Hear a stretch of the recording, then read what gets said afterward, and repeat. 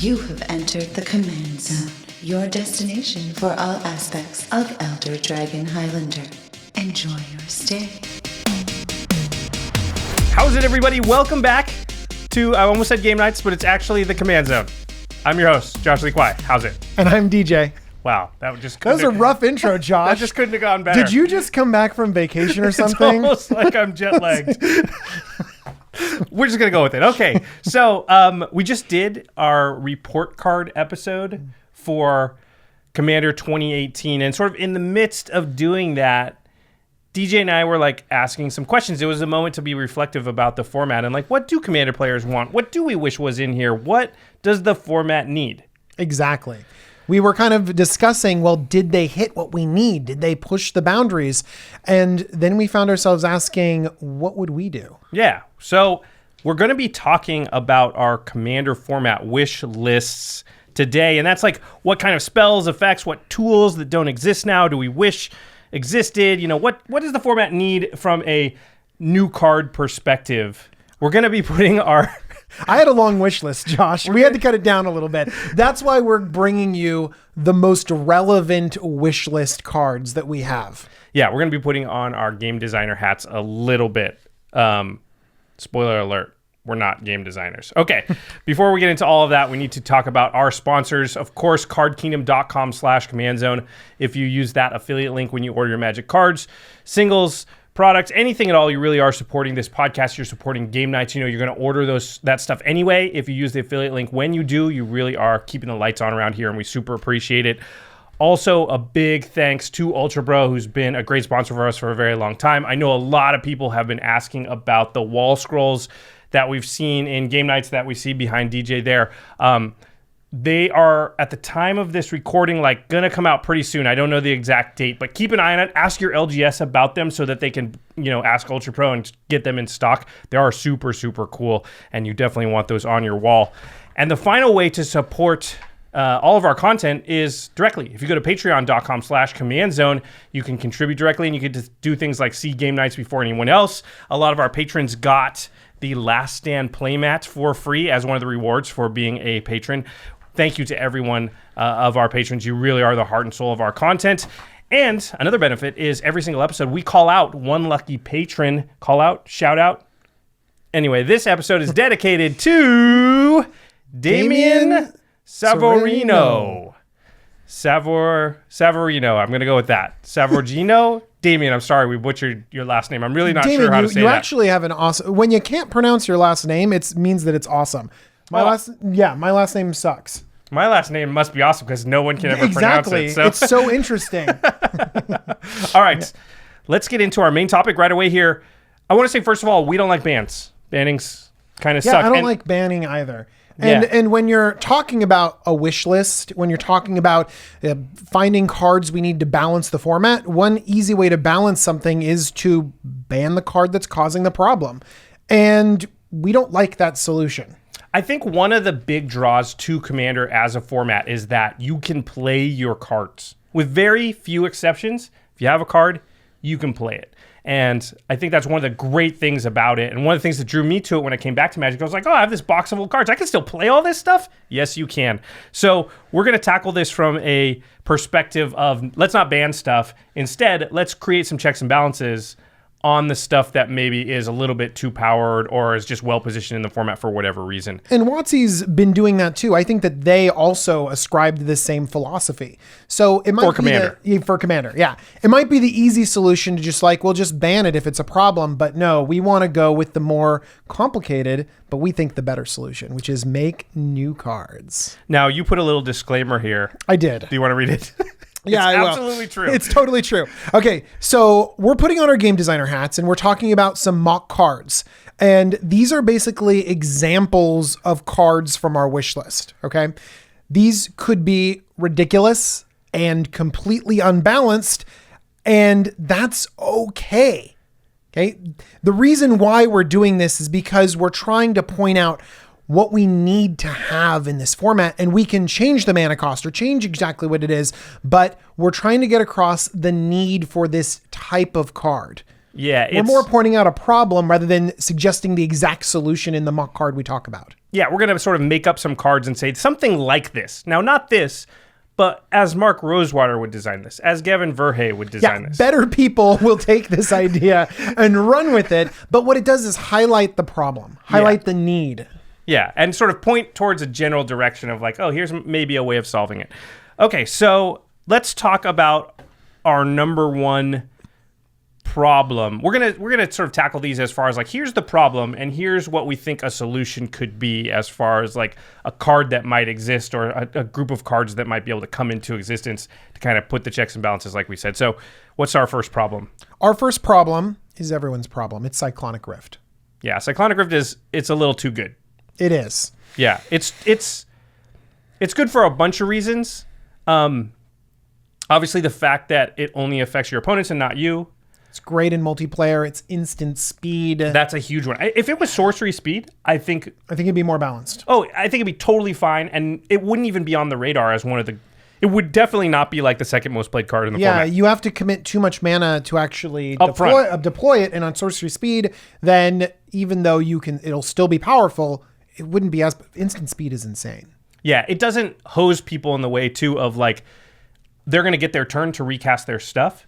If you use Cyclonic Rift at the end of someone's turn, a lot of times they discard a bunch of cards and don't get to redeploy. That's part of the reason it's so powerful. It feels awful. You're often the first one to redeploy it. For those that don't know what Cyclonic Rift is, it's 1 in a blue and you bounce 1 permanent. But if you play its overload cost, which means you pay 6 in a blue, then you bounce all non-land permanents you don't control back to their owner's hands. And so in like regular constructed formats, that's mostly fine and not even overpowered at all. It doesn't see modern play or anything like that because the fact is it's not card advantage. It's still powerful. I mean, you can see it in cubes. You can see it in certain things where you are picking the most powerful cards in 1v1. But it's powerful because it's flexible. In our format, it's just straight up game winning. Yeah. You feel bad if you cost it for 2. Oh, yeah. You almost never do it, but every once in a while you can just to save your life or whatever. Someone's like, if Craig, pumps something with Infect. Oh, Craig. Yeah, then all of a sudden you'll use their Cyclonic Rift that way. Doing Craig things. But it is very, very powerful. Now, they have printed some cards that are sort of... Well, one in particular for sure was pointed at Cyclonic Rift. Yeah. And then there's a couple other cards I'd say that are sort of maybe not pointed at Cyclonic Rift when they designed it, but incidentally good against it. This is why I like starting with this card because it points out this whole process. We weren't the only ones that noticed a problem with Cyclonic Rift. WotC did too, and then they printed a card directed at it. Right. So that card is Teferi's Protection. This came out in Commander 2017. It's kind of the big new card from that set that really took off and has become a staple in white decks. It's 2 and a white. I'm doing this off of memory for an instant, and it says that you and all of your permanents phase out. Can't be interacted with. Right. Which means you can't get bounced. It means your stuff can't get bounced. It does incidentally save you from combat damage. Some combos, not all, because it's instant speed, and a lot of times the combos just continue over the top of it and kill you because of the way the stack works. But really, Cyclonic Rift is a big one where they Cyclonic Rift, you phase out, then on your next turn you phase back in, and all your stuff's there, and then you get them. And even if they do it on the end step before their turn, you can do it because then they go to their turn and they're like, uh-oh, all your stuff's going to come back. Exactly. Yeah, and I just used my Cyclonic Rift. It's pretty effective at that, I would say. The other 2 we have written down are less effective. They're very similar cards. They're Ghostway and Eerie Interlude. They basically blink all your creatures, and then your creatures come back at the next end step. Now, the big reason I think these are way worse is it only does creatures. Yes, that is true. Yeah, so your enchantments, your artifacts, your planeswalkers, they still would get bounced by Cyclonic Rift. It would only save creatures. But those are sort of answers. Yeah, they're sort of answers. Yeah. So my idea is basically finding a way to have stuff go back to your hand, but then be able to immediately redeploy it. Right. And so I like how you even named your cards when I did name my really card. put your game designer hat on. I did not name any of my cards. So DJ's cards will have names, but not mine. Mine was lingering essence. So like you have a creature, you have a thing on the battlefield, and it's like it got bounced to your hand, but their essence belongs on the battlefield. That's actually really good. So you can recast it out of speed, so instant speed, and for no mana cost. And then we can decide whether it's like creatures or all permanents or something like that. Wait, did you read the card that you wrote specifically? Specifically, sure, I'll read it. If a creature was returned to your hand this turn, you may cast the creature without paying its mana cost. I also was contemplating whether it could be permanent, if a permanent were returned to your hand. And I was also thinking about you could play that card. So even if they bounced more than one land, you could theoretically play all of those permanents. If they capsize you. Exactly, if they capsize lock you or something like that. Again, so this would be an instant, and it would allow you to redeploy your cards immediately. Exactly. So they bounce everything, and then you let them have their turn, and then you play this, or you can play it in response, whatever, and then you can immediately redeploy your entire board, and then gain advantage from enter the battlefield effects or stuff like that, or cast effects. Even. Or at the very least, just maintain parity with that effect. Yeah, I like that. This is a rebuild type thing. I'm gonna be able to rebuild, and you won't expect it, and it'll be faster than my other opponents that just got board wiped by the Cyclonic Rift. You, on the other hand, must really hate Cyclonic Rift, Josh. I mean, I like it. I played it in a lot of decks. I think it's very, very powerful. I think that I would rather punish it. We talked about this in a past episode, and so my card, I don't have a name for it, would be something like a 3-mana 2/2 artifact creature with flash. And it would say, if a spell or ability an opponent controls would return a permanent you control to your hand, make a token that's a copy of that permanent instead. And that would be like, hey, if you want to capsize lock me or whatever, capsize lock's not quite as good because they're doing it one at a time. But again, this is targeted at Cyclonic Rift. So really, if they Cyclonic Rift, it's a blowout. I double my board or whatever. Insane. There are problems with this, obviously, because you don't want to make it so somebody Cyclonic Rifts and there's 4 players, and then it just makes one of the other players win. So that's then kind of the Cyclonic Rift made a Kingmaker, essentially. Big time. Like it's a little too powerful. But I would like something that punishes the Cyclonic Rift player. This was just an idea I had. I like your card, but I don't think it should be in blue. Blue is the one color that actually doesn't have a problem with Cyclonic Rift. It feels flavorful with the flash. That's the only thing. Yeah. Is there anything else? Green has flash. Green has flash. And green is actually the color flash that without probably mana cost. I don't know without mana cost. That feels so blue. I put it in blue because it had flash and did it without mana cost. But blue doesn't need help with Cyclonic Rift. They have Swan Song. They've got Force of Will. They've got Mana Drain. They've got regular Counterspell. They're the one color that has no problem with Cyclonic Rift. They have tons of answer to it. Right now, we're experiencing what I'm sure play design experiences too, where they're like, I want to make this type of card, but this color doesn't need that help.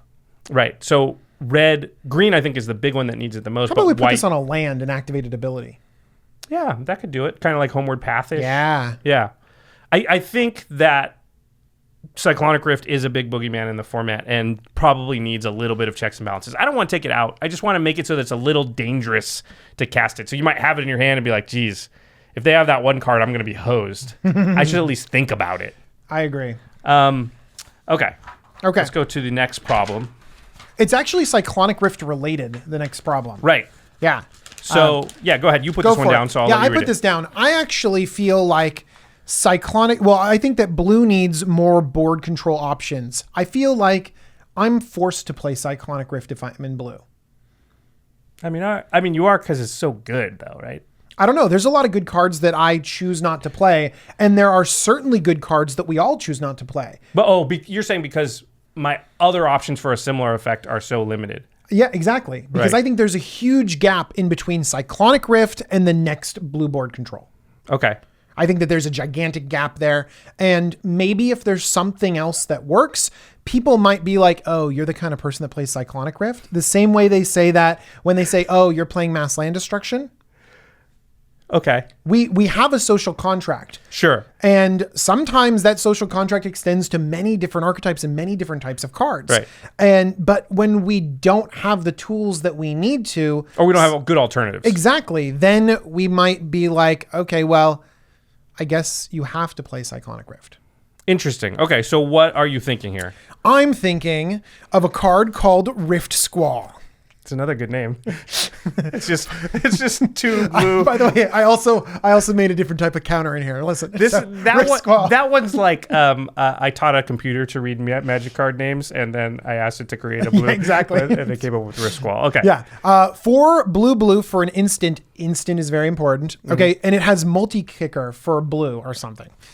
For each time Rift Squall was kicked, put an anchor counter on target permanent.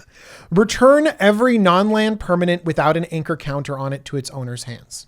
Oh, so you can save some stuff, and you can kind of for 7 mana. It's not just your opponent's control. You can like save a certain amount of your stuff. So for example, like for 6 mana, all non-land permanents go. Okay, for 7 mana, the same price as Cyclonic Rift, you can save your key permanent, one of your permanents. And then for 8 mana, 2, and then if you have a lot of mana. blue, you can sort of you can make a Cyclonic Rift out of that for like 27 mana. Yes. Got it. That's interesting. Yeah. I like that. I didn't create a card for this category because I disagree with the premise. I think that blue is just fine in the area and doesn't need any help. I've got Evacuation, Whelming Wave, Devastation, Tide, Sunder, Capsize, tons of ways. I just don't feel ever that blue is really hurting. And if you didn't want to play Cyclonic Rift, and in fact, I have some decks that don't have it purposely because they're my lower powered decks, and I don't feel like blue is ever like, oh no, the board's full. Whatever should I do? It has plenty of options. I feel like that's how I feel. I think that number 1, Evacuation is underplayed.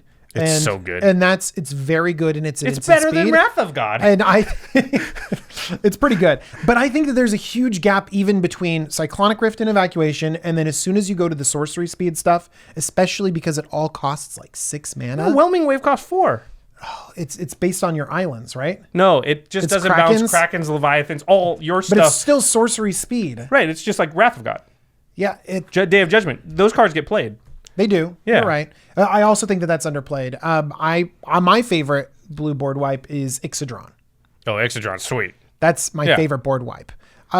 I think that these are really far away from Cyclonic Rift, and I think Wrath of God is really far away from Cyclonic Rift. That's too. more of a comment on how good Cyclonic Rift is than because if it was in any other color, it would be far and away better than all their other board wipes.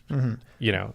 I also think that Wrath of God is kind of a limiting card that is a little bit meh, and that other board wipes are seeing more play. Oh yeah, Wrath of God isn't even the most played board wipe, but you can compare them to Toxic Delusions and stuff of the world, and I still think it compared. Whelming Wave is just 1 more mana, does basically the same thing, gets around Indestructible in the same way. I think it's comparable. Devastation Tide is another one. You could miracle it, and it's also just 5. So I don't know. I think I disagree with the premise. I think that the power of being able to replay cards is really, really key. I also think that a lot of the times the cards or the decks that play board wipes, like the white decks that play board wipes, they're not committing a bunch to the board and then board wiping. But when you're returning all non-land permanents, especially in blue, you're returning almost all of your mana ramp. You're actually setting yourself back more than you think, even if you don't have a board presence. And so I think instant speed is really important in order to basically be able to rebuild and give it a little bit of an advantage. I want something more powerful than Whelming Wave and Evacuation. Actually, Evacuation's okay, but I want something a little bit more powerful than Whelming Wave. Whelming Wave was at instant speed. I actually think that that's what causes the problem. Reaching in towards fixing the problem. Okay. Well, I mean, we're gonna have to agree to disagree. Yeah. I think blue is the most powerful color in the format. It needs no help. Okay. Here's the next problem. This one we can agree on. Yeah. There's no werewolf commander. We got pretty specific right here. Yeah, but it's a problem. Why is there not a werewolf commander? I like how we talked about like one of the most important cards. We're talking about Cyclonic Rift. It's played all over the place. This is a really key thing. And then we're like, werewolves, guys, roar! Werewolves are cool. They're very cool. I think we're gonna get it, but we don't have one now. Yeah, I mean they're gonna do it at some point. They did Ulrich of the Crawling Horde. Yes. Which is like a sad. I literally put just next to it, no description on the outline. He just put sad. Yeah. It's sad in so many ways. I'm sad about the card. The card is sad. Like, it's just, it has nothing to do with werewolves. It's not a werewolf lord. It just happens to be a legendary creature that is a werewolf, but it doesn't allow you or enable a werewolf deck. This is something that could be super unique. A lot of people would be, really excited about, including myself. And I think that's something that the format needs and wants.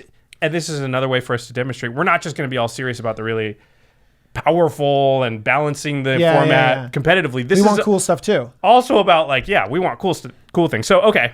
Do you know what's interesting, John? I'm going to read mine and then you can read yours. Yeah.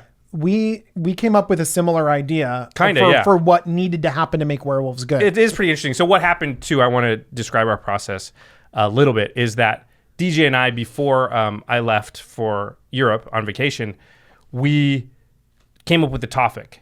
So we knew what we were going to talk about. And we just said, okay, come up with some cards, come up with some ideas and problems and how you'd solve them. And I'll do the same. And then we'll come back and we'll put our ideas together. So we totally, separate of each other, came up with all this stuff. We kind of knew that werewolf was floating around there a little bit, but we had no idea about the cards. Yeah. So I came up with Sven. I like the name Sven. Sven, Canid Mentor. 3 red-green for a werewolf. Okay. How much time did you spend on the name part of it? Not very much time. We should literally hire, this guy should get hired as like a flavor text and I'm available for hire. Yeah. Yes, I am available. You should be like James Pianka we've had on the show a couple times. Okay, sorry. I'm going to focus on the activated ability because this has an activated ability. 1 green-red, transform all non-token creatures you control. Face-down creatures are 2/2 wolves.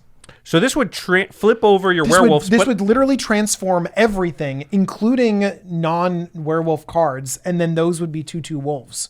Interesting. So I think that this would be really cool because you could flip back and forth your werewolves over and over again. I didn't talk about the werewolf side of this, but ultimately I think the most important part is the ability to be in control of transforming with your commander. Yeah, I think that's a big reason that werewolves are not good in the format, is because the way that they're all templated, which is like if your opponent casts 2 or more spells, they sort of flip. It doesn't work.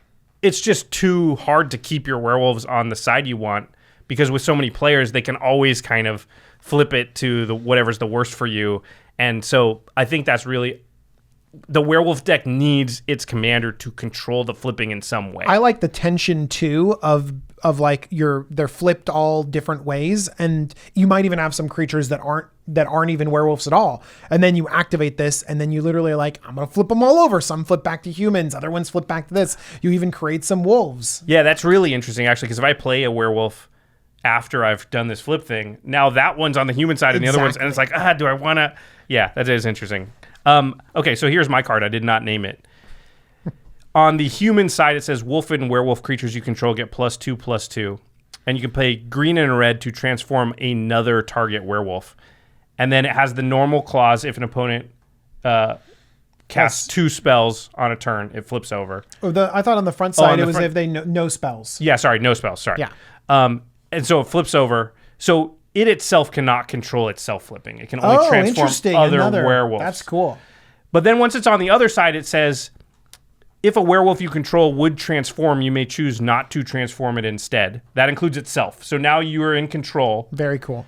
And it says, whenever a werewolf you control transforms, create a 2/2 wolf creature token. And then you can pay green and red to transform target werewolf. So it can transform itself back into a human. So you can be like, I want the anthem now, flip it back over. Wait a second, Josh. So Josh and I, independent of each other, said we need something that transforms and is an activated ability that does it.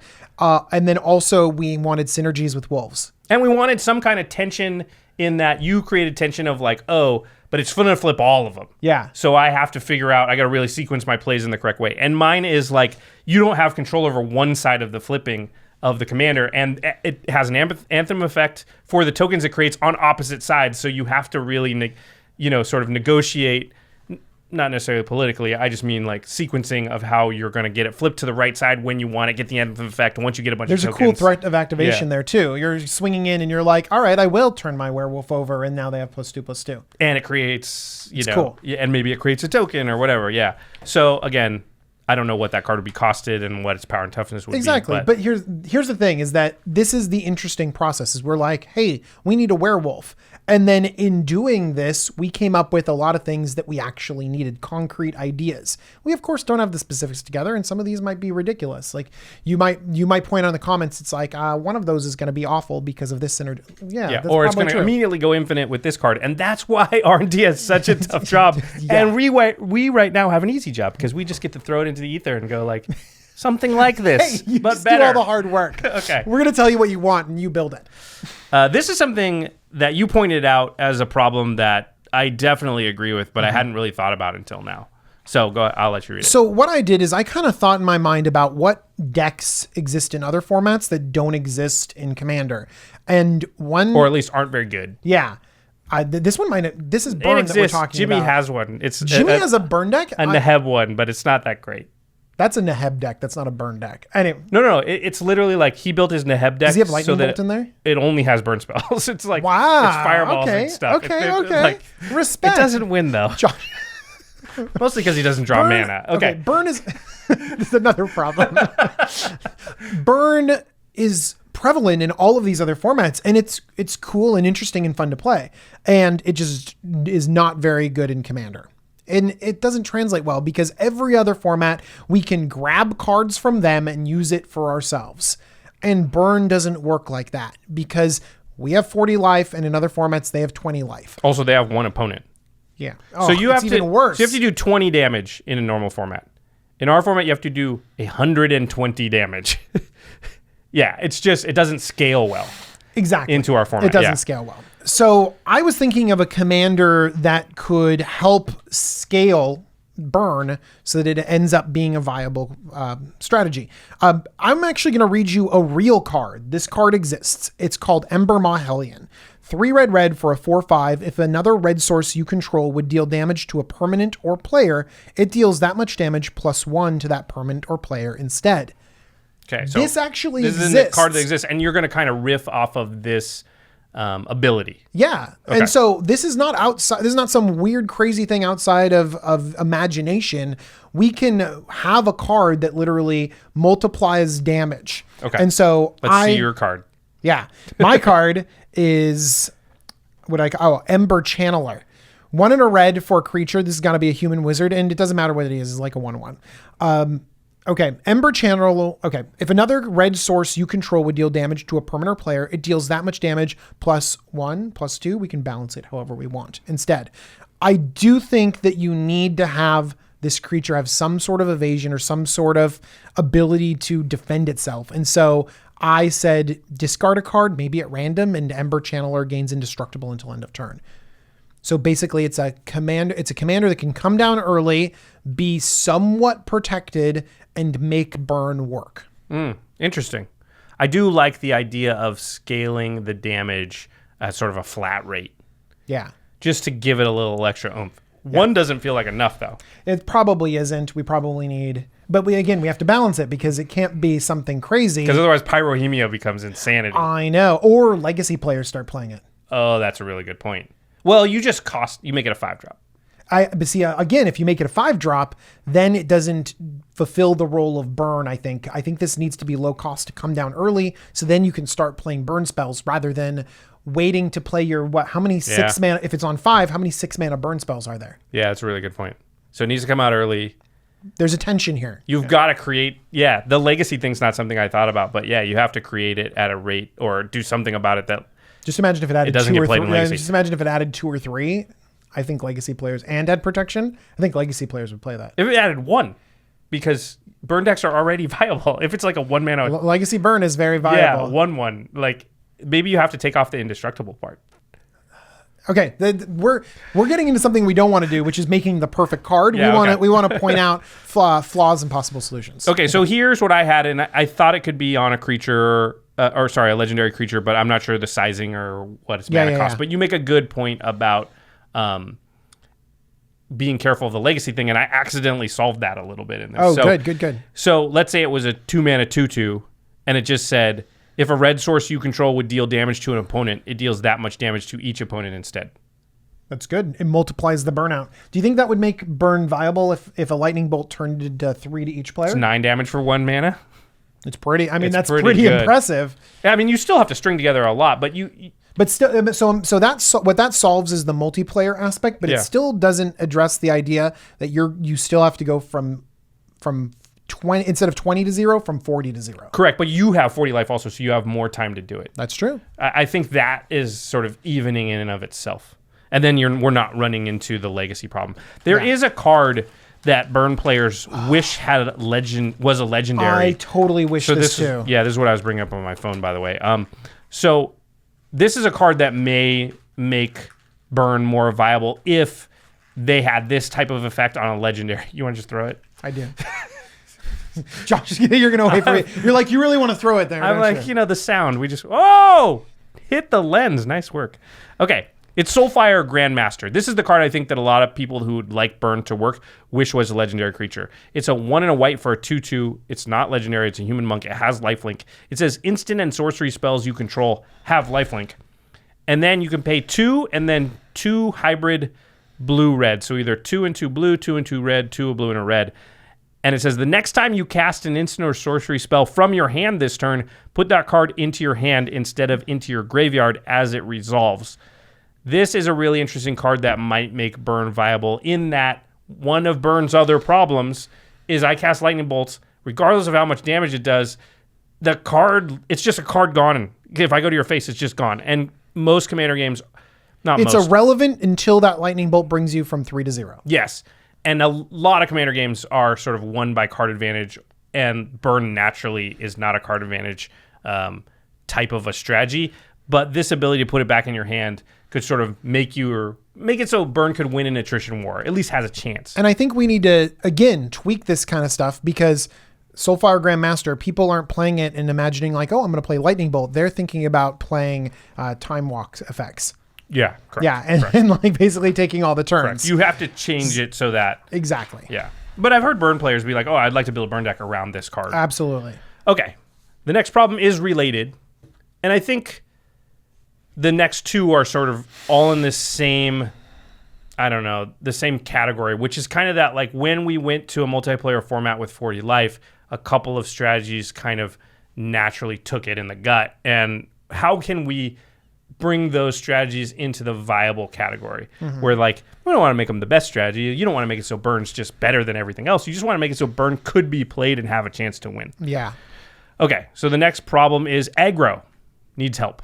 Aggro strategies in general are just weaker. We've talked about this a lot on the show. Voltron is an aggro strategy, but even like Infect, as much as people get mad about it when they see it, Infect decks almost never win the game. They often will knock out a player, but they just don't have enough gas to get there in the end.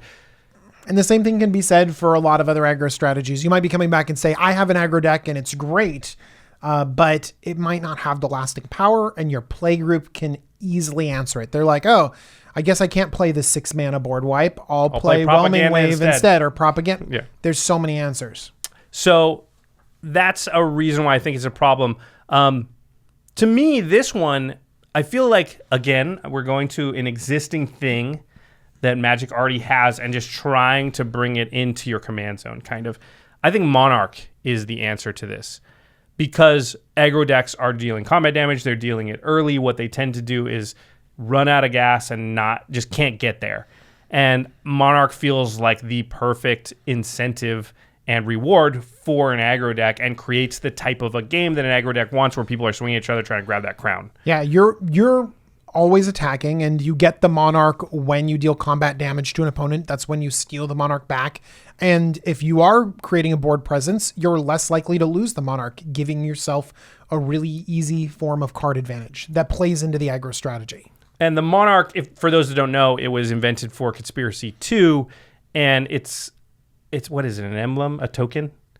Yeah, it's a token. It's a thing you get. It's an emblem. Yeah, there are cards that say when you play this, you become the Monarch. And once the Monarch's on the table, what happens is whoever deals combat damage to the Monarch then becomes the Monarch. They take the crown. So one person has the crown at all time, and whoever has the crown gets to draw an additional card on their end step. So you've got your own personal Howling Mine. It's just one extra card per turn if you're the Monarch, but you can lose it anytime somebody baps you with combat damage. I love the Monarch. You love the Monarch too, I love right? it a lot, and yeah. I really, really wish it had been invented when Commander was invented because I feel like the entire format could be changed by it. To me, I've always compared it to the blinds in poker, where if you're a poker player, you understand that there's a forced bet that happens. And if you've ever played poker at like a home game where they don't play with blinds or something, or they don't up the blinds, then what happens is there's no incentive for action to happen in the game. And so what that ends up happening, and this happens in a lot of Commander games, is it's very passive. It's easy to fold because you don't have anything that you're risking at any time. And so you just wait for the best hands and play those, and it's pretty boring. It's easy to hold up mana and hold back, keep your creatures back, be more defensive rather than swing out because what's your reward for swinging? Yeah. So here's my idea. Maybe there's a partner commander, but it's somehow worded so that it can only pair with a creature that is only red or white. Because you want to limit, you say aggro has a problem. I can't just give this cool monarch thing to everyone, so I'm going to limit it to the aggro colors. Yes, I want it to be mono red, mono white, or red white can partner with this commander, and it can partner with any of them that are those colors. Does it have to have partner, or it can? No, it can just partner with any existing. So Tajik could get this, right? Partner with a red / and or white or legend. It's almost like you have to word it like partner with a non-green, black, or blue legendary creature. Yeah. Anyway, so then it sits in your command zone, and it just has an eminence ability, and all it says is the first player to deal combat damage to another player becomes the monarch. That's it. It just guarantees the monarch is in the game, and you can turn your deck into the aggro deck that knows that monarch is going to exist in that game. I like that you're limiting it to red and white, because if this was, say, a land, I think that you might play that land in your Thrasios deck. Yeah, just because I have a 2-drop. You have a 2-drop, and you're not trying to be aggressive. You're just trying to poke someone with Thrasios and then block with your 1/3 and then just kind of draw a few extra cards. Yeah, Reese the Redeemed is another one. It's a 1-drop commander. It doesn't need the help of monarch, and yet it would naturally run a card if it could, because it's likely to have its commander out almost guaranteed before anybody else and get a free swing. But like Isimaru or something like that would really, 1-mana Zergo, those real aggressive creatures would really need the monarch to be viable. Yeah, if they did, I mean, think of how much better those decks get just immediately. They would. Here's the thing: they wouldn't become broken. They'd just be able to finally hang. I'm still not scared of them, but they're better. Yeah, I'm still not scared of them either. Yeah, but it helps them, right? Like if somebody comes with a Kithian deck, Yeah. like I've seen that deck before, and you see it, and you're like, well, I'm not gonna have to worry about that player. Like that's just but that's just what you think. But if the monarch thing happened, you'd be like, okay, it's a little bit like I still don't have to worry a ton, but They're going to be committing to the board, but they're still going to have 7 cards in hand. Yeah. And so when you board wipe, you're not taking them out of the game completely. Yeah, it's not like I do one punch and they're out. I'm going to have to throw a couple of punches at them, and that means that they have a much better chance. Yeah. Okay. Also, I like that it doesn't necessarily accelerate their clock, because their clock is dictated on their mana curve, right? Not necessarily the amount of card advantage that they have. And so if we were to try to pump up the aggro by giving them sort of more damage, then like, let's say that we multiplied the damage like we did with Burn or something like that, then it would increase their ability to take out one player. And I don't think we want that. We don't want them to be able to punch one player really well. We want them to stay in the game and play more Magic. It will just create a situation where the aggro player is just going to very quickly take out one player, and that player is going to sit there, but the aggro player still won't win. I don't think that's fun. Yeah. Yeah. You want them to take them out at the same rate they are now, but just have more oomph later in the game. Agreed. Where they don't just fall off around turn 10, where it's like, well, aggro player didn't win yet. They're never going to. Yeah. And also you don't take them out. You're just kind of like, yeah, you're controlled. You're fine. Yeah. Okay. The next problem is related. It's that mono white and Boros, they kind of suck. I want to say something here, which is that mono red, I don't feel like, and when we started this podcast, 4 years ago, mono red I think was closer to what mono white is now. It was still a little better, but it was pretty bad. But they've created a bunch of stuff for red over the last few years. Impulsive draw is one of the things. I love the impulsive draw that they've added, yeah. Neheb is a really big one. That's ramp on your commander. They've really got red to the point where I feel like mono red is pretty good. I even like Grenzo, the one that gives you like a weird draw effect off of your opponents. Felden decks are really good. Duretti decks are really good. Yeah, there's Kiki decks are really good. Kikijiki's been around for a while. I'm just saying, like you get like Tuk Tuk and all kinds of like stuff where like that deck's actually pretty good. I even like the red card draw out of Battle Bond, where you're able to access your opponent's decks. Yep. And it's that impulsive draw off of your opponent's decks. That's amazing. What's the new dragon? The new dinosaur that like plays all the cards off your opponent's libraries? Urtai? No, Urtai. The Primal Storm or whatever like that. Yeah. What's the name of that card? It's on the screen right now. You can just look at it. But some people listen to the podcast. Hold on. I'm going to look it up. Say something smart. Okay. Well, I'm going to talk about a little bit about red in terms of card draw, because that's what we've been talking about. Itali. Okay. Itali is the right. Primal Storm. Urtai is the Yes, I knew that was wrong as soon as it came out of my mouth. But see, we've been talking about all this card draw, and that's actually good that they've moved into that space, because I think that some other card draw has moved out of our range. One thing that Josh and I were bemoaning a little while ago is that Wheel of Fortune is so expensive, and that used to be my go-to red card draw. I believe it's the best red card in the format. It being so good. But it's reserve list. Yeah, it's reserve list. It's expensive, and it feels awkward suggesting, well, I need some more card draw on this. Oh, but did you put in this $100 card that's impossible to get? Oh, that feels bad. Yeah. And so now, though, we have Chandras. There's card draw on Chandras that are really good. And like we mentioned, all these other ways to do it, this impulsive card draw. And now they've kind of filled the gap as Wheel of Fortune and those wheel effects have kind of left, being still very powerful, but not a necessity like it used to be. Well, they moved a lot of that into blue. Yeah. Like blue needed it into Windfall. I think back in the day, like you needed Wheel of Fortune in a mono red deck. Oh, yeah. Now I don't think you need it. No, I think you'll be fine. Outpost sieges and stuff like that have covered us in that area. So, but mono white still, it's like way behind the others now. Because think of it, mono blue, great. Mono green, great. Mono black, great. Mono red, pretty good. Mono white, way behind. It's not even like in the race really. And Boros as a result, because red's still I think the least powerful of the colors. So when you pair it with the least powerful color, they're just too far behind. So I think those two colors, I was going to say color pairs, but mono white's not a pair. They need some help. And I think it'd be easy to help it too if we got the right kind of commander. We don't have the right commander to really create a balanced Boros deck, because white has tons of answers. And red actually has tons of answers too. If you think of some of the best removal, it is in white and red. It's really strong. But there's nothing that guarantees you the things you need in Commander, which is rampant card draw, and we always talk about. Exactly. If Neheb, I think, was just a Boros card, that would have been the best Boros Commander, right? Because it's mana ramp. I mean, it's not hard to be the best Boros commander. True, because I'm sorry the Rellas and the Gisellas and all that stuff. I know you people love those decks.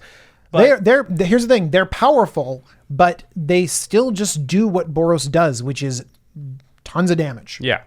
So I think impulsive draw, for those that don't know, is red's sort of ability to exile the top card of either your library, and I think that could extend to your opponent's library, and then when it says, and you may play that card until end of turn, or you may cast that card until end of turn. Exactly. So use it now. Yeah, it has a downside of you don't get to hold it in your hand till next turn of the turn or the turn after that. You have to either cast it now or not. But at the same time, it does provide card advantage. It's a card that you have access to that, is above and beyond the one card you draw per turn. And I think white could start getting some good card draw, but it's not there. White's great at tutoring, like they tutor legends and stuff like that. White is the ability to get lands into your hand is pretty good. We just got a reprint of Land Tax, which is a very powerful card.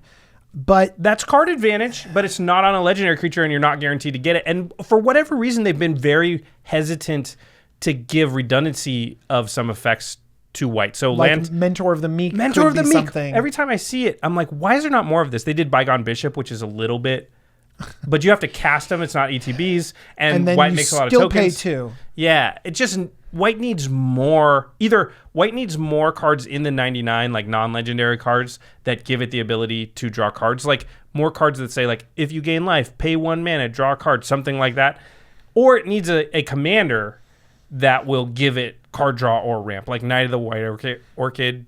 I guess that's a more in the 99 style. What if Land Tax was kind of on a legendary creature in some way? I think that'd be a good card. I also think that white needs to rely a little bit less on artifacts. Like what you just described, if you gain a life, draw a card, that's Well of Lost Dreams. Well of Lost Dreams, yeah. And so you really have to dip into artifacts, which are vulnerable. And same thing with the mana ramp. Like you need to dip into those mana rocks, which some people say is a problem, and that's why Treasure Nabber was created, because they're like, well, mana rocks are running rampant. And so the reliance on artifacts to make white balanced means that it's almost always behind curve, and it's almost always clunky, and you are always reaching for something that's just okay rather than having something that your color does well. Yeah. All right. This is a big one. I think this is probably my biggest thing and it's the hardest to solve. But if I had one thing about the format, do I want to say that? I'll say it. I will say it. I this think, is my one thing about the format. Yeah, I actually think it is. I think it's one of the biggest problems. Yeah, and I hope they can solve this, because as I was trying to tackle it, I was like, dang, this is really hard to solve. I hope they solve it in an elegant way, because we kind of clumsily tried to solve it, I think. It's hard. Yeah. So the problem is that Green's land-based ramp is too good. So Their mana dorks are fine. We're talking about specifically cards like Rampant Growth, cards like Kodama's Reach, Cultivate, Skyshard Claim, all those cards that put lands directly into play. Green's really, besides... Burgeoning and Exploration, too. Yep. Green's really the only color that does this besides like Night of the White Orchid and a couple others, but Green has the market cornered on putting lands into play so that you have more lands than your land per turn would allow. And the problem here is that mass land destruction is frowned upon in the format. So the social contract kind of gets rid of the natural checks and balances that Magic has put on this stuff. Yeah. And so the green deck just has way more mana than everybody else, and the other colors just don't have a tool at their disposal to even it out, really. I mean, like if you're ramping like crazy in artifacts, that's actually a limited thing that can get taken out all the time. There's ways to bounce it. We have board wipes that wipe away all of the artifacts, like Vandal Blast them away, and then suddenly your mana base is gone, and no one bats an eye. Everyone's totally fine with that, but as soon as you mess with their lands, it's somehow like bad. Just if you've ever played a green deck that's playing Rampant Growths and Cultivates, and you compare your mindset when you're doing that to your mindset when you're playing a non-green deck and you're playing Signets and things like that, you know that in the green deck you feel 100% safe. I'm going to do this. My lands are going to be there, and that's it. I'm ramped. And I've done that for the entirety of the game. And in the other deck with the rocks, you're like, this is good, but it could all go horribly wrong. I better use it now because this is not going to be around forever. I mean, I could definitely get, my legs cut off here at any moment. So yes, I have a sweet opener that went, Soul Ring into Signet, into some kind of monolith, and it's looking great. But man, I could really, really get blown out. Whereas if you have an equivalent green start, you're like, I'm golden. I have 5 lands in play. Everybody else has 2. Okay, you can't really do that. I've got 7. Everybody else has 4.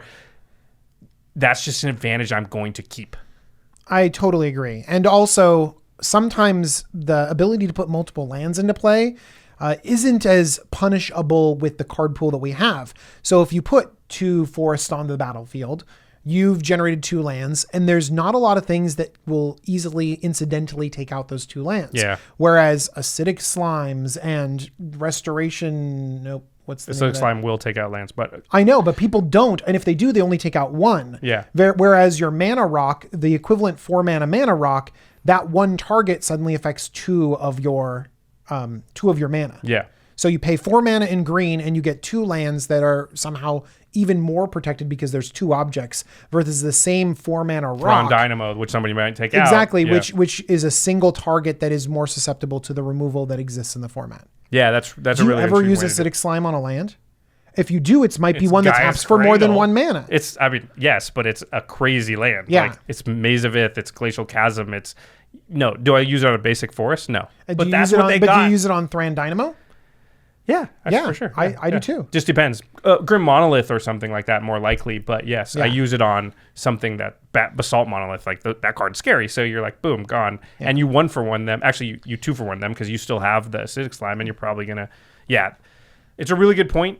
Okay, so here we tried to figure out a way. Okay, I actually came up. This is a real card again. Yes. Gift of Estates is 1 and a white for a sorcery. If an opponent controls more lands than you, search your library for up to 3 plains cards, reveal them, and put them into your hand, then shuffle your library. This is land tax a little bit too, right? White has a suite of cards that sort of says if somebody's got more lands than you, you can try to even the scales a little bit, but they always go into your hand. Just imagine if this went into play. Yeah. Then we were talking about white needing this ability to mana ramp. So I made a different card that tweaks it a little bit, that kind of takes Gift of Estates and this idea of green-based ramp. This is your best card name of all of them. Huge Tracts of land. tracts of land. Huge tracts of land. Mana cost, who cares? Okay. If an opponent would have a land enter the battlefield except the first one each turn, then you may search your library for a basic land card and put it onto the battlefield tapped. If an opponent would have a land enter the battlefield except... Yeah, I like this a lot, actually. So this is the same wording on things like Notion Thief and the one if they would draw more than one card a turn. Yes. Instead, if you play more than one land per turn, then you're like, oh, I'll do that too. Yep. I really like that. I would almost rename it to, or reword it to... You would not rename this. No, not rename it, sorry. I would reword it to... no, I guess, would this work on burgeoning on somebody else's turn? No, because it says each turn. So actually, it gets burgeoning gets around it. Maybe if you said except for the first land on their turn. Now, that could work then. Yeah. I'm okay with it dodging burgeoning if it literally hits every other stuff. But yeah, you're right. I like this. I almost wish it was an artifact so that other colors would have access to it. Yeah, it could be an artifact, or one thing that's really tricky is the mana cost, because this is a very powerful effect, but you want it to be low enough CMC to be able to hit other people's ramp. But it's not powerful. You're right, actually, it's very narrow. It's super narrow, right? So it could be 1 or 2 mana because it could do nothing. It could literally do nothing. Yeah, it could do, like, would you play this card That's what I was just going to ask you. Would you play this card? In white? I would. See, you'd have to do... my brain's trying to do a bunch of data. Actually, in red, I would too. My brain's trying to pull a bunch of data on, like, in your average game, how much does this happen? And how often do you run into a game where nobody plays a Rampant Growth or Cultivate? And it definitely happens. It's just when... And when you draw this, too.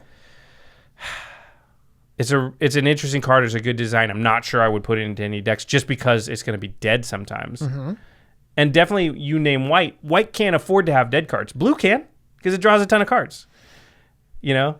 That's the problem. Yeah. That's really interesting. But I do like the design. I like the idea. One thing that I also like is that if we ever pitch a card and it's like, oh, it's an auto-clue in every deck, we might not have done our job right. Right. Yeah. That's true. Some of these cards that we've mentioned, we're trying to find that balance of, well, is it good enough? Maybe. Would you play it? Yeah. Yeah. Tell me if you'd play this. I think. To me, this is a big enough problem that I would be fine with it being... the answer being prolific to the point where, like, the green players would have to start thinking, like, do I want to run Rampant Growth, or would I rather run, like, one of these enchant land things or a mana dork? Because it's become prevalent enough out there to punish that. And actually, that's what you did, is that you went the punish. I went I want to piggyback off of your ramp, and you went sort of the more punishing route. Right. So I didn't actually come up with any good wording, but what I wanted to do was punish the land ramp in the way that Vandablast or Nev's Disc, that kind of stuff, punishes everyone else when they do their ramp. Something that makes a green player down card advantage when you do it, not just catch up to them. And there's different white cards that kind of do what you're saying. There's some balance type effects that kind of put everybody to the same amount of lands. Yep. That's... I just want it to be more like Vandablast. I want it to be where... Well, like I said... I want the green, whatever the effect is, I want the green player to be like, when they're deck building, do I want Cultivate? Do I want Explosive Vegetation? It's not just like brainlessly, yep, because it's always good and it's awesome. I make a token deck, Cultivate goes in it. I make a control deck, Cultivate goes in it. Combo deck, like... Yeah. Are you looking for a static effect that hits every single land drop that's more than one? Or are you thinking about a I gotcha, where you ramped and then instead you had to sacrifice 2 lands? Yeah, something like that. I think so. So you want like a one-off effect where you want a static effect where they just can't ramp? Yeah, I think one-off. Vandablast. Yeah. Yeah. So basically it's like if more than one land enter the battlefield this turn, its opponent instead sacrifices that many lands or something like that. Yeah, I don't know how to word it. I was thinking like, yeah, you would something that would be like, you know, if it's turn 7 and somebody has 8 or more lands, then they have to sacrifice those extra lands or something. But you can't template a card like that. It's just it's a weird thing. But something that just says, yep, all that mana and time you spent, you go back to even. Yeah, that's an interesting effect. Yeah, I don't know. But the point is that this is a problem that I think is the most important problem in Commander. Yeah, it's just a lot of it's the social contract and the way that that's set up. And green land-based stuff is just a loophole. It feels like a loophole in the rules. And I don't think that some of the tools that they give us are like a non-basic land destruction. Like Wave of Vitriol was printed kind of to try to solve this kind of thing. For a while, they were going to try to control the non-basic lands a little bit. And I don't actually think that's the answer. Because I don't want to punish people trying to do interesting strategies with lots of colors. I just want to punish the person trying to ramp ahead just like you would punish my artifact ramp. Yeah, my creature ramp. I want to punish the player that spends their first 5 turns just putting extra lands into play. Because the format, like we said, aggro's not that good, and that's the way you would normally punish it. But if I play aggro, I'm going to beat that player and then lose to everybody else. You're totally right. Yeah, like in other formats, you can't afford to do that. Right. Or you have to jump through a lot of hoops to do it. But in this one, because aggro doesn't balance it out, you're free to do whatever you want. Yeah. All right. Okay. There's one more problem that we have on our list, and this is one I put down, and it's that all the top tier decks in the format, all the CEDH decks are combo decks. It feels like the format needs a way to punish infinite combos, make them less viable. I would like it if some of the more powerful decks in the format, something that was at least in contention, was not a combo deck. So this is where I kind of disagree with you. I think that stacks decks are really, really powerful, and especially in CEDH, and they do punish combo. They feed on combo not being able to go off with their stacks effects, with their taxation effects. What's the big stacks deck? Based in blue. But what is it? Because we know like Teferi, Chainveil. We know like Breakfast Hulk. We know the Thrasios decks. We know the Timna decks. Timna is sort of a creature-based deck, though. One thing that you are right. We know Zur Doomsday. Is that all of these end up winning through combo. Yeah. There are a few decks. I know one that actually runs Keranos, and Keranos is one of the only win conditions. That it's such a stacksy deck that it shuts everything down, and then Keranos will eventually win. I think, but it's still probably combos out, right? Again, we're not CEDH experts. I don't know. I don't know the Keranos tier 1 deck, but I'll take your word for it. But it might not. The current version might not be Keranos, but stacks is a real thing. Yeah, and I think stacked decks are very good, but I guess when I look at the top tiers and at the top tables at the Commander Championship, I don't believe there was a stacks deck in that. Mm-hmm. Those were all combos, and I guess Edgar combos, right? Edgar's the one that won. I'm pretty sure it does. Well, here's the thing. My feeling is that regardless of if there's like one or two other sort of decks that sometimes make it in there, in other formats, combo is like a viable archetype, but it's not dominant to the point. It's a tiny part of the archetype. In Standard, you have to try real hard to combo. This is the inverse of Burn, because combo doesn't care how many opponents you have. It's doing something infinite amount of times. Burn is very much caring about the number of opponents you have because it can only reach a certain amount, but it can do that sort of very quickly. So what I'd like to do is, we're bumping up Burn. I would like to nerf combo a little bit. Mm-hmm. So I came up with a card. Here we go. This is just an idea, okay? It's got Split Second. It says any opponent who has cast a spell with the same name or activated an ability with the same name. I don't know how you say that about an ability, but at least 10 times this turn immediately loses the game. Or basically the same trigger goes on the stack. Something goes on the stack if the same thing goes on the stack or something like that. Yeah, if they loop something 10 times, they lose. Instead of winning, they lose. That's very cool. Are there combos that get around this? I mean, no, I wouldn't. But yeah, I mean, there's probably combos that don't. That's interesting. Does the Chainveil's an activated ability? The Teferi Chainveil. Ones that will give you an extra turn, that will get around this card. True. Yeah. Yeah, because they're casting on different exactly, because it's going to be on different turns. Yeah, I was thinking like Breakfast Hulk type combos where it's like you're not casting the same card, you're reanimating it. So you could still do it. So it's that reanimate ability that does Revelark, Karmic Guide type combos probably still work because you're not casting. You're in some infinite loops. I mean, you could rename what about it. Things like aristocrats that just like you sacrifice, like you're using that sacrifice outlet like 40 times. Yeah. You still want to like punish those kinds of things? No, maybe that's fine. Maybe I'm saying this we doesn't. Need to word it in a certain way that does that. This doesn't stop those. Well, there's an activated ability. I guess so. I guess I would be fine with something that just sort of. I don't want to limit infinite combos all the time. I just want them to have to go like, that player has one in a wide open or whatever it costs, and it's like, do I go for it? Because if I don't, if they have it, I'm gonna lose. That's interesting. Yeah. I like the ability. I like the idea of being able to attack limited spells, but also limited activated abilities. Like maybe a trick bind with storm, almost like a fluster storm effect, but one that counters these activated abilities and maybe even prevents them from being cast, almost like a silence effect too. Could be kind of cool. I know the Commanderin guys, or at least Phil DeLuca in their play group. I don't know if they do this anymore, but for a while they kind of had a house rule that was like any demonstrated loop. Yeah, you could only do it 5 times. Yeah. And then so you can still get value and you can still do stuff, but you're not just going to infinitely kiki-jiki. See, I don't like that. I think it punishes those effects and you find the right 5 things, but then all the other ones that give you tiny bits of value just are unplayable. What do you mean? Like if let's say, for example, you're getting 1/1 bats and you could get 10 1/1 bats. They might limit the loop to 5 times. Whereas if you're taking an extra turn or, copying multiple spells, some huge effect, it's punished in the same way. Yeah, it's interesting. Creating a 1/1 bat versus, getting an extra combat step are treated the same way in that scenario. Yeah.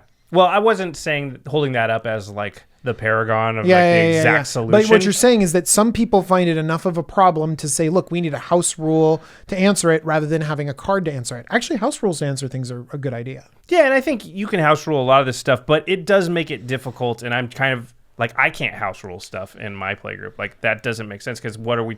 Then we're not talking about Commander on our show. We're talking about a subset of Commander, right? And there's a lot of people like, you're going to go to a GP and play, or you're going to play with people that you've never played with before, and your decks are going to be super skewed towards a house rule that doesn't exist in the real world. And so, yes, it's always nice to say the thing, like, you could just house rule that. That solves everything. But it's not viable for a lot of people, not just content creators. I just think a lot of people, even before I was making content for Commander, I wouldn't want to do house rules because it's like training wheels, or, listen, that's disparaging. It's not like training wheels, but it is like, I'm not playing exactly Commander anymore. You're narrowing everything and then saying that if you want to play with me, you have to also narrow your deck. Or otherwise I got to take my deck out into the wild and it's built for a different environment than, than regular Commander. And so clearly it's a weird balance to try to figure this out because like you said, people try to blanket statement, just house rule. If you don't like it, then your friends don't play it. That's fine. But a lot of times you're dealing with a lot of different people. And you're right. If you were to sit down across the table from Jimmy and you decided not to use a soul ring, that's cool. But your play experiences are so much more diverse, and yours probably are too, listener. You probably go to different game stores and see different people and play lots of different Commander. Or you don't now, but at some point in the future, somebody moves away, somebody comes into your playgroup that wasn't there before, or you move away, or you meet some new people that play, or all kinds of things can happen where all of a sudden, I don't know, it's just a lot easier and safer to go with the normal rules. And that kind of sums up a lot of this whole thing that we're talking about is we find these issues and it could be easy to ban it. And by the way, house rule is kind of like a ban. You know what I mean? For sure. I mean, Phil basically banned infinite combos in his play. Yeah, that seems like the way out that you might be forced to, but hopefully we now get more answers. Maybe if there's enough answers for combo, maybe the Commander guys might open it up and say, okay, combo's fine now. I can deal with it. Yeah, or at least the combo player. It's kind of like the green player. I just want the combo player to have to think about it and worry about it. And they do in some cases. Like, they don't want to just play into blue mana or whatever sometimes, or they have to hold up their counter spells. And I'm sure a lot of combo players, that's why I wanted to give it split second and make it harder to interact with. But I'm just saying, I believe that combo is probably a little too strong in the format and it could use a nerf, but I'm not exactly sure how exactly to nerf it. And this just demonstrates how tough of a job R&D has designing cards for our format. They're trying to plug holes, but how do you do it in an elegant way that doesn't create more problems than it solves? Yeah, definitely. Okay. We wanted to just really quickly touch on some other things that would be cool, but we don't have to expand on that, we think are missing. And this is by no means comprehensive, but these were cards that we kind of came up with and thought about, but then we felt that it didn't really deserve an entire category for it. Yeah, like it'd be cool. We've mentioned this before, to have like a cycling commander. And also we just got energy. It would be really cool to be able to expand that theme and play with more of those cards. Right now it feels really limited. Yeah, something that deals with energy. It doesn't even have to say energy specifically, but just kind of takes advantage of that kind of mechanic.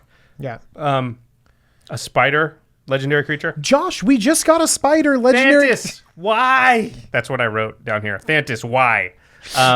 Literally, if Thantis just said, your spiders you control get +2/+2, it would have been more exciting, right? Josh is okay, but actually one thing that I mentioned before is I actually want a few more changelings, and I think that could support a lot of different archetypes and a lot of different and fill in like your ninjas like decks that. And it would actually be like filler for all the tribes that don't quite have enough. Like some tribes, there's like, I would want to build that deck, but there are only 16 playable cards Balancing in that them will tribe. be hard. Yeah. It will be actually hard, but mirror entity. The one that pumps all of this stuff and turns things into whatever creature. That's an amazing card. There's it's really conspiracy. Fun. There's arcane adaptation too that change all your stuff into creature type. That's a way to get around it. More of that is cool. I like that. And then I thought, and Animar, you can kind of do this, but I thought a morph/manifest legendary creature. People get afraid of Animar. Yeah. Yeah. Animar's too good. It's too good. They get like on his normal out. strategy. So because the morph Animar is like a strong deck but not broken. Yeah. Animar used to be like a tier 1 deck. It's probably like tier 2 now. But I would like a morph manifest, something that interacts with that, because those mechanics are very cool. They are really cool. Do you know what I want that you reminded me of? I want more split second too. Oh yeah, that could be cool too. How about we just make more cards for us? That's just it. Split second is a very good commander mechanic, especially in non-blue, because it gives a way around counterspells, and counterspells are another thing I think are probably just a little too strong in the format. It's not quite to the level of green ramp, but blue is the only color that can deal with everything. Yeah. Because it can deal with it before it hits the table. It's the only color that can really stop a lot of combos. Like I said, blue doesn't need an answer to Cyclonic Rift. It's the only color that really doesn't care about Cyclonic Rift. Here, have a swan. Yeah, exactly. So, okay. To the listeners, I bet you can't guess what the to the listeners question is for this episode. What do you think our format needs? What cards would you design for Commander to kind of balance out some of the problems that you see? What are the problems you see? Basically, what would you add to our list? We're going to have a lot of cards in the comments below, aren't we? You should go to that website that lets you, make the fake cards and post them into the comments. Can you do that on YouTube? You can put pictures in there, right? I don't know. For somebody, I'm really sure you can't, because wouldn't you see a bunch of pictures all the time? See memes, wouldn't you see memes crazy? constantly? Yeah, so no, I'm positive you can. Tweet those at us instead, or you can Facebook them to us as well.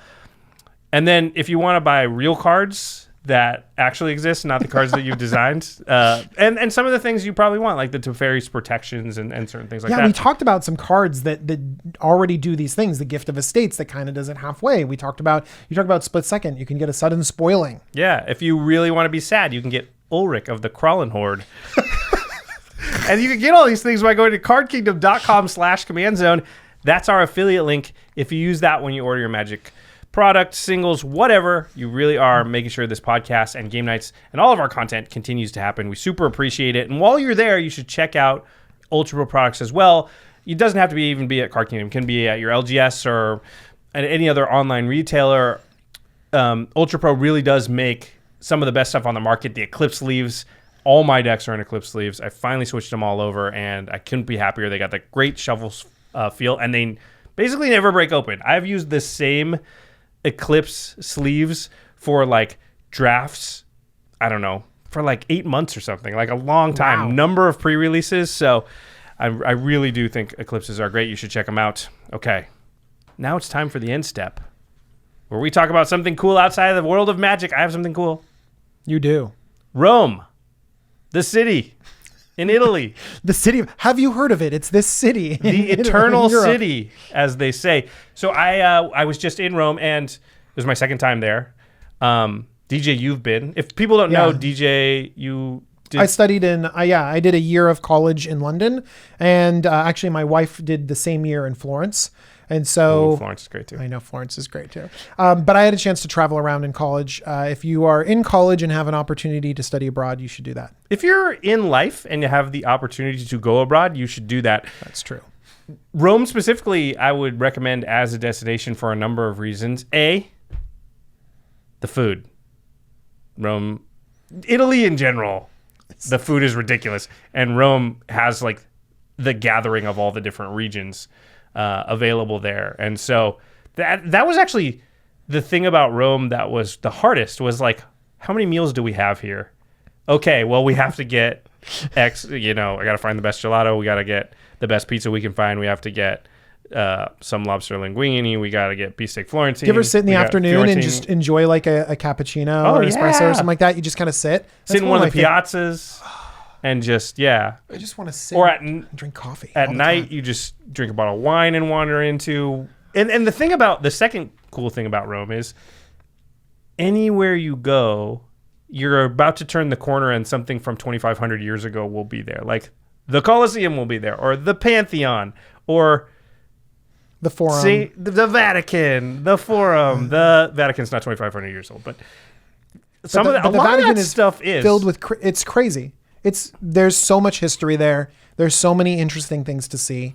Yeah, and I love history. I've talked about my favorite podcast, Hardcore History, so many times. Yeah. So Rome has as much history as any place on the planet.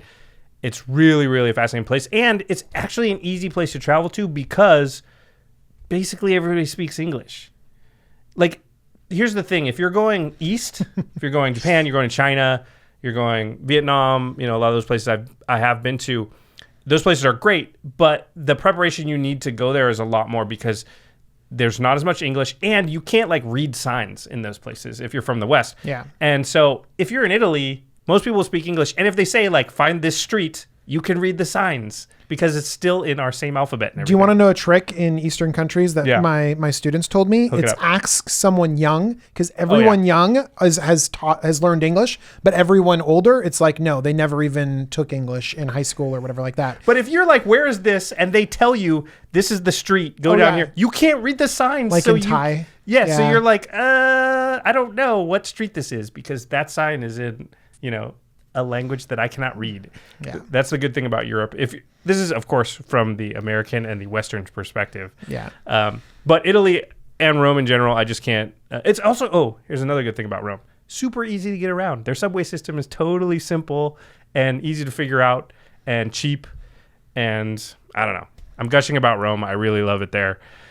It's a great city. It really is. It's awesome. So I like how this is a really easy end step where we're like, hey, go to this beautiful place that everyone loves. Mine is spend a year traveling. Like, here's this travel, go outside and travel wherever you want. But by the way, this is actually good advice. You guys, but I think overall, it's like sometimes you can be afraid to like step out because it costs a lot of money. It is super intimidating to do this kind of stuff. And I think that pushing yourself to do cool things like that, especially, our demographic, I'm assuming is pretty young, and so, if you are inspired by, I should go to Rome. That is awesome. If one of you is like, I'm going to go travel and see some stuff that I didn't see before, then you were successful in your end step. For sure. Travel is great. I don't know. I loved it. It really is. I actually honestly think it is. It like broadens our perspectives and makes us better people. Whoa, 100%. I think like looking at things from, a different place, a different time, a different perspective, seeing it through somebody else's eyes, it just rounds you out as a person, and travel's a way to do that. I think reading books is a way to do that. That's another thing you and I both really enjoy. So yeah, if there's even a single person out there who's on the fence or, it's scary, like you said, but let me assure you, there are places that are easier to travel to than others, and Rome and Italy in general is a pretty easy place for somebody from at least the Western the Western world, as we call it, from the States and Canada and the places that most of you listen to from. I would highly recommend that as a destination and definitely eat a lot of gelato while you're there. If you're a listener in Rome, you need to leave a comment in the comment section. I actually had tweeted out like, what's the best gelato? And I got people that like used to live there or currently did. And we like wandered like I walked like 15 minutes to this place that everyone said was like the best. It And was the like verdict Come was? Il Latte or something. Oh, and it was really good gelato. It was the best I've ever had. But We can always trust you guys. yeah. I mean, I'm not enough of an authority to say it's the best in Rome, but according to some people, it was. And from what I've had there, it was. So, yes. Okay. That was a long end step. Yeah. I'm trying to find my place here. All right. The Masters of Modern, our sister podcast. Alex Kessler, Ben Bateman. They talk about the modern format and all things competitive Magic. They just launched a Kickstarter for...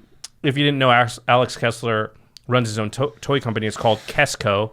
Ben Bateman works there also. Craig Blanchett, friend of the show, also works at KessCo. And they have a new game called Battle Bosses. Kessler was on our show, I want to say a month and a half ago or so, talking about this. And they finally did launch their Kickstarter. So if you want to check out that game, it looks really cool. I haven't actually had a chance to play it yet. But Kessler's a big Magic player, and there's a lot of similarities. Not exactly, but he's taken inspiration from Magic, of course, because it's his favorite game. So I would imagine it appeals to Magic players. So we'll put that Kickstarter information in the show notes. And you should go check out the Masters of Modern at collective.company right next to us. Awesome. Our editor is Josh Murphy. All right, Murph. Yeah, special thanks to Geoffrey Palmer for the living card animations at Living Cards MTG. He did that Daze back there. D-A-Z-E, not D-A-Y-S. Okay, I'm getting a little loopy because, like I said, I just got back from Rome and I'm jet lagged. Okay, everybody, thanks for listening. Bye, guys. Peace.